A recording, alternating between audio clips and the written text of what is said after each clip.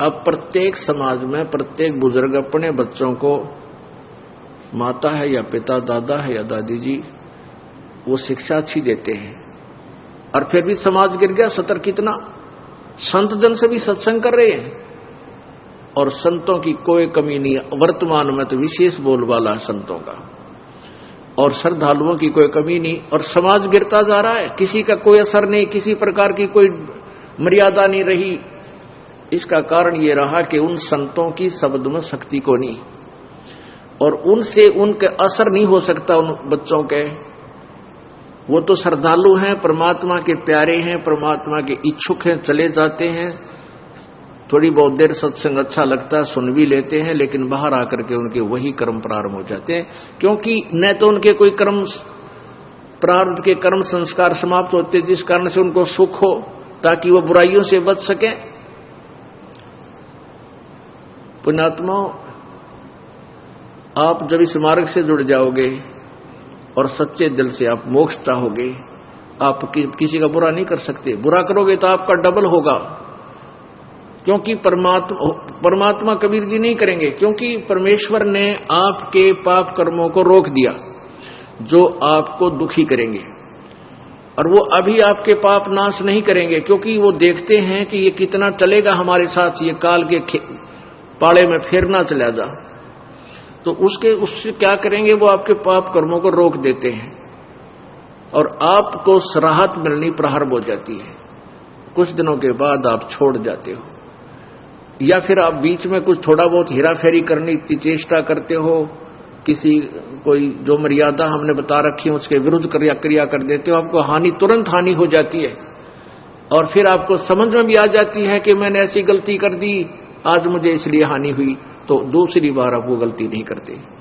और दास ने आपको बताया हुआ है कि जिसका कोई, जैसे हमने मर्यादा आपको बता रखी है, इन मर्यादाओं में रहकर आप भक्ति करो, आपको न्यारे सुख होंगे, और जो मर्यादा तोड़ देगा उसका नामखंड हो जाएगा,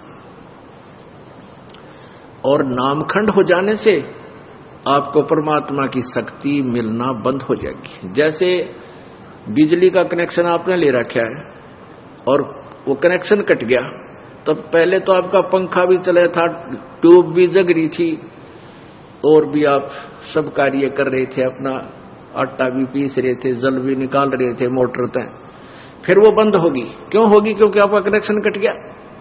इसी प्रकार से जिसने उपदेश ले लिया और आखिरी सांस तक मर्यादा निभानी पड़ेगी, मर्यादा में रहो, आपका नाम खंड ना हो, तो आपको परमात्मा की शक्ति का लाभ प्रॉपर मिलता रहेगा। तो ऐसे जब आप मर्यादा खंड कर देते हो, आपका कनेक्शन कट जाता है, तो आपको राहत मिलनी बंद हो जाती है, दुख आ जाते हैं। फिर आप आकर के यहां आपको बताया है कि बार बार बकवाद नहीं करें, बार बार जानबूझ कर नाम को नहीं तोड़ना चाहिए, और किसी कारण से, क्योंकि नए नए बच्चे हैं, समाज में जाते हैं, अन्य समाज जो है हमारी मर्यादा के टोटली विरुद्ध काम कर रहा है। एक परिवार में एक सदस्य नाम लिया और 5 सदस्य आन उपासक हैं। हमें भी पता है कि हमारे बच्चों का ये नाम शीघ्र सी सेट होने नहीं देंगे, तो परमात्मा के आदेश से ये ऑप्शन छोड़ दिया है कि एक आध बार किसी का ऐसा नाम खंड हो जाए तो दोबारा तुरंत ले लेना चाहिए, नहीं तो लाभ नहीं मिलेगा। तो अब बहुत से बहन बेटी भाई आते हैं, जी मेरे पर गलती होगी, माफ कर दो, क्योंकि उन्होंने गलती की, उनको दूना दुख हो गया मर्यादा तोड़ते ही, और पहले सुख होने शुरू हो गए थे। कान पकड़ते हैं जी, आगे से कोई कहता जी बीड़ी पी ली मैंने एक दिन और मुझे ऐसी हानि होगी, आगे नहीं पीऊंगा, दोनों कान पकड़ता हूं। अच्छा भाई, आगे गलती ना करना, नाम दोबारा दे देते हैं। फिर बार बार करेगा तो फिर मालिक नहीं सुनेगा तेरी बिल्कुल भी। तो इस डर से फिर वो गलती बंद हो जाती है, ना वो चोरी कर सकता, क्योंकि ज्ञान हो जाता है कि जो अगर हम चोरी करके सेठ बनना चाहते हैं, दूना दुख होगा, डबल पाप हमारे लगेंगे, और वो चोरी किया हुआ धन आपके पास नहीं रह सकता। ये गारंटीड बात है। अब वो पाप आपके साथ रह जाएंगे जो चोरी करने से बने। एक भक्त का इकलौता पुत्र था और उसके दोनों गुर्दे फेल हो गए। उसने बताया कि मेरा इकलौता पुत्र था और दोनों गुर्दे फेल हो गए, उसके ट्रीटमेंट में मैंने लगभग 3 लाख रुपए 3.5 लाख रुपए लगाए, यानी 10-15 साल पहले की बात है। वो कैसे लगे? पहले तो झाड़े झपटियां वाले के चक्कर में फंस गया, फिर लोकल डॉक्टरों के चक्कर में फंसा रहा, फिर पीजीआई दिखा रोहतक में बहुत देर हो चुकी थी, कहने के दोनों गुर्दे कंडम हो गए और ऑल इंडिया इंस्टीट्यूट दिल्ली ले जाओ। वहां ले गए तो उन्होंने बताया भी अपना किसी रिश्तेदार का कोई गुर्दा दान कराओ, तो उन्होंने किसी से ऐसे कर करा कर वो गुर्दा जो आया, लड़का स्वस्थ हो गया। 3.5 लाख रुपये लग गए। गुर्दे तो ठीक हो गए, एक दिन बस एक्सीडेंट में वो लड़का मारा गया। अब फिर उस भली आत्मा ने फिर अपनी सारी सत्संग सुना, उसका सौभाग्य था कि सत्संग सुनने को मिल गया उसको। फिर वो फूट फूट कर रोया मेरे पास आके, कहने लगा जी आज का जो सत्संग आपने सुनाया, मैंने ऐसे ही सुनाते हैं भी जो पाप करते हैं वो पाप तो उनके बैड अकाउंट में लिखे जाते हैं, और जो धन कमाने के लिए जो उन्होंने हथकंडे अपनाए, वो पैसा इकट्ठा किया, वो पैसा नहीं रहेगा, गारंटीड बात है, क्योंकि आपके भाग्य में नहीं है।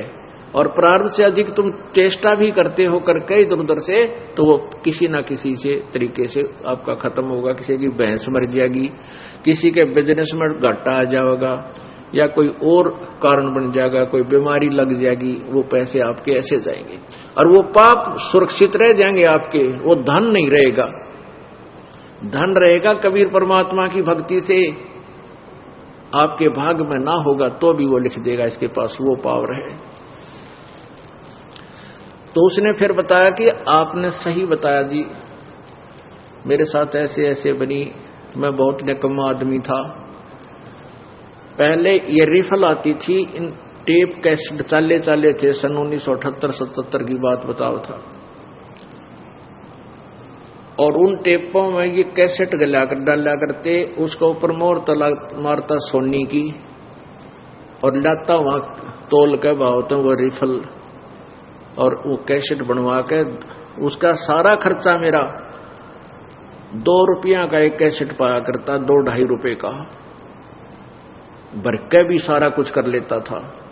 और मैं सोनी की बना के मोहर लाकर उनको 30-30, 35-35, 25-25 की बेचा करता था।